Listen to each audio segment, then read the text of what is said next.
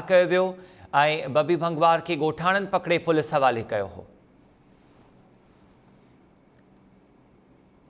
इहो मामिलो बि साम्हूं आयो आहे त बबी भंगवार खे गुज़िरियल ॾींहुं बख्शापुर भरिसां ॻोठाणनि पकड़े पुलिस हवाले कयो हो। पुलिस इन बख्शापुर भरिसां इन ॾोहारी जी गिरफ़्तारी बि ज़ाहिर कई हुई ऐं अॼु मुक़ाबले में खेसि मारण जी दावा कई वई आहे। पुलिस जो चवणु आहे त मुक़ाबले दौरान मारिजी वियल ॾोहारी जी सुञाणप बबी भंगवार तौरु थी आहे। ॾोहारी मुबैना मुक़ाबले में मारियो वियो आहे। आज़म सुरियाणी असां सां गॾु वीडियो लिंक ते मौजूदु आहे, उनखां इन सॼे मामले जा तफ़सील मालूम कयूं था। आज़म, आगाह कजो, ॻोठाणनि इन ॾोहारी बबी भंगवार खे पकड़े पुलिस हवाले कयो। पुलिस इन खे अदालत में पेश न कयो, पर ठीक हिकु ॾींहं खां पोइ हाणे पुलिस इहा दावा करे पई त ॾोहारी खे पकड़ियो वियो ऐं हू इन में मुक़ाबले में मारिजी वियो आहे। जी अमीर, बिल्कुल हिन वक़्त ताईं जेको रेती थाणे जी पुलिस आहे, कुछ देर पहिरियां ई नसीर शाख वारे इलाइक़े में एक ॾोहारी के मुबैना मुक़ाबले में मारण जी दावा कई आहे। पुलिस जो इहो चवणु आहे त ॾोहारनि पुलिस खे ॾिसंदे ई असां मथां फायरिंग कई, जंहिंजे नतीजे में जवाबी फायरिंग में जेको हिकु अणॼातल ॾोहारी आहे उनजी सुञाणप हिन वक़्त ताईं पुलिस जेको आहे मौक़फ़ ॾियण लाइ बि तयारु न आहे। पुलिस हिन वक़्त ताईं उनजी सुञाणप न पई करे त ही ॾोहारी केरु आहे। उन जेको उनजो लाश आहे, जेको मुबैना ॾोहारी आहे, उनजो जेको लाश आहे हिन वक़्त डहरीके जे सिविल अस्पताल में पुलिस खणाए पहुती आहे। पर ज़रियनि जो इहो चवणु आहे, एतमाद जोगनि ज़रियनि खां मालूम थियो आहे त ही जेको ॾोहारी आहे, मुबैना ॾोहारी आहे, इहो कंदकोट वारे इलाइक़े ॻोठ गुबलो जो आहे, जिथां काल इन खे बख्शापुर वारे इलाइक़े मां हिन जे पंहिंजे ई ॻोठ मां हिन जे पंहिंजे ई ॿुधायो पियो वञे त पंहिंजे ई प्राइवेट माण्हुनि हिन खे पकड़े करे रावती पुलिस जे हवाले कयो हो। उनजो जेको नालो आहे बाबू उर्फ बबी भंगवार ॿुधायो पियो वञे। ज़रियनि जो इहो बि चवणु आहे त ही बबी उर्फ बाबू भंगवार बदनाम ॾोहारी शरीफ़ भंगवार जो सौट आहे, जंहिं 3 महीना पहिरियां गुबलो थाणे जी हद में कंदकोट पुलिस के SHO ग़ुलाम कादिर जतोई ऐं उन सां ॿिया जेके पुलिस जा ऑफिसर गॾु हुआ, उन्हनि APC चैन खे यरमाल बणाए हिन पुलिस खे यरमाल बणायो। उहो ई पलांद आहे जेको हिन बाबू उर्फ बबी भंगवार खे मुबैना मुक़ाबले में मारियो वियो आहे, फुल फ्राई कयो वियो आहे।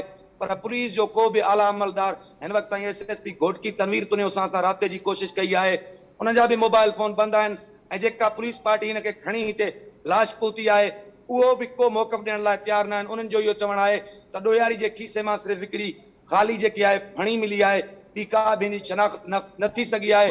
पर एतमाद जोगनि ज़रियनि जो इहो चवणु आहे त हिन खे काल रावती पुलिस जे हवाले कयो वियो हो।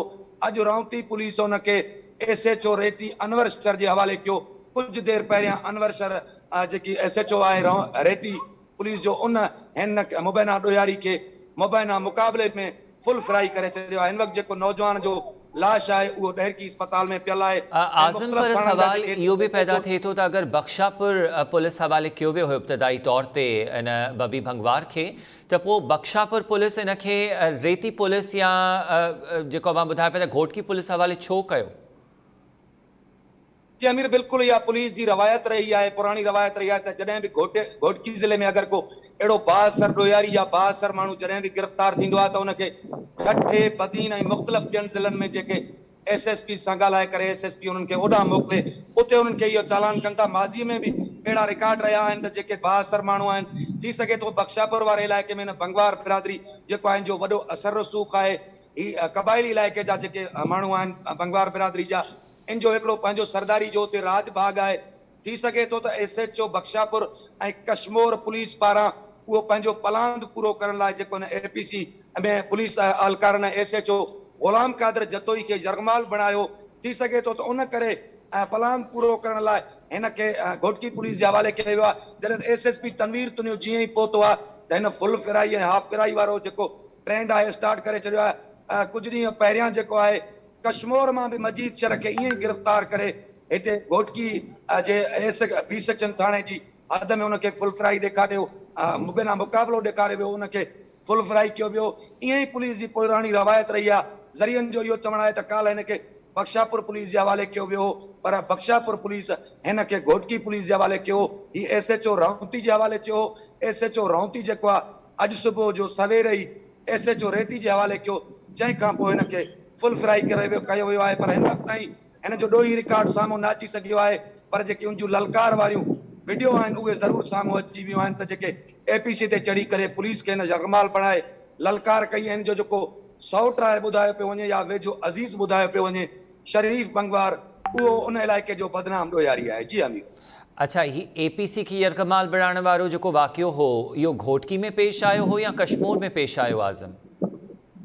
इहो कश्मीर पुलिस में पेश आयो हो, जिते SHO आहे उतां कश्मीर पुलिस जो SHO हुयो गुलाम कादिर जतोई, उन सां ॿ ॿिया SHOs हुआ जिन खे यरगमाल बणायो वियो। SSP जेको अॻूणो SSP हो अमजद शेख, बाद में पुलिस डील तहत इन्हनि खे आज़ाद करायो हो।